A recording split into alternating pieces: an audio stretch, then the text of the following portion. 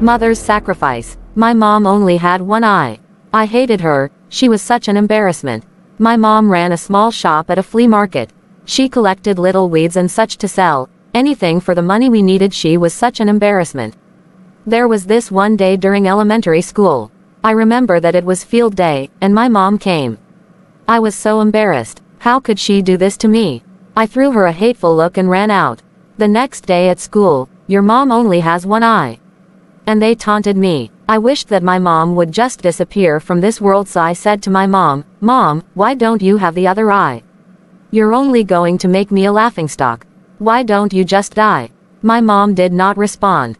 I guess I felt a little bad, but at the same time, it felt good to think that I had said what I'd wanted to say all this time. Maybe it was because my mom hadn't punished me, but I didn't think that I had hurt her feelings very badly. That night, I woke up and went to the kitchen to get a glass of water. My mom was crying there, so quietly, as if she was afraid that she might wake me. I took a look at her, and then turned away. Because of the thing I had said to her earlier, there was something pinching at me in the corner of my heart. Even so, I hated my mother who was crying out of her one eye. So I told myself that I would grow up and become successful, because I hated my one-eyed mom and our desperate poverty. Then I studied really hard. I left my mother and came to Seoul and studied, and got accepted in the Seoul University with all the confidence I had. Then, I got married. I bought a house of my own. Then I had kids, too. Now I'm living happily as a successful man. I like it here because it's a place that doesn't remind me of my mom. This happiness was getting bigger and bigger, when someone unexpected came to see me. What? Who's this? It was my mother, still with her one eye. It felt as if the whole sky was falling apart on me. My little girl ran away, scared of my mom's eye. And I asked her, "Who are you? I don't know you," as if I tried to make that real. I screamed at her, "How dare you come to my house and scare my daughter? Get out of here now." And to this, my mother quietly answered, "Oh, I'm so sorry. I may have gotten the wrong address," and she disappeared. Thank goodness, she doesn't recognize me. I was quite relieved. I told myself that I wasn't going to care, or think about this for the rest of my life.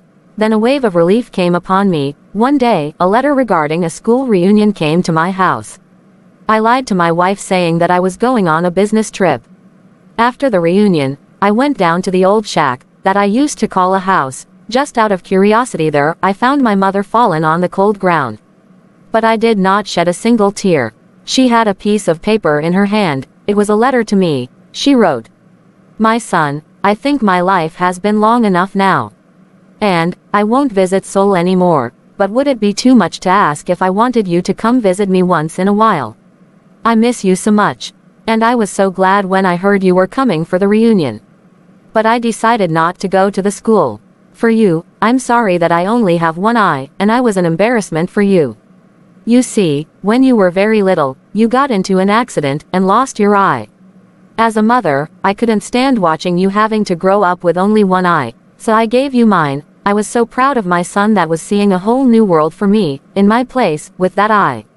I was never upset at you for anything you did. The couple times that you were angry with me, I thought to myself, it's because he loves me. I miss the times when you were still young around me. I miss you so much. I love you. You mean the world to me." My world shattered. I hated the person who only lived for me. I cried for my mother. I didn't know of any way that will make up for my worst deeds. Moral: never ever hate anyone for their disabilities. Never disrespect your parents. Don't ignore and underestimate their sacrifices. They give us life. They raise us better than they had been. They give and keep trying to give better than they ever had. They never wish unwell for their kids even in their wildest dreams. They always try showing right path and being motivator. Parents give up all for kids, forgive all mistakes made by kids. There is no way to repay what they done for kids. All we can do is try giving what they need, and it is just time, love and respect.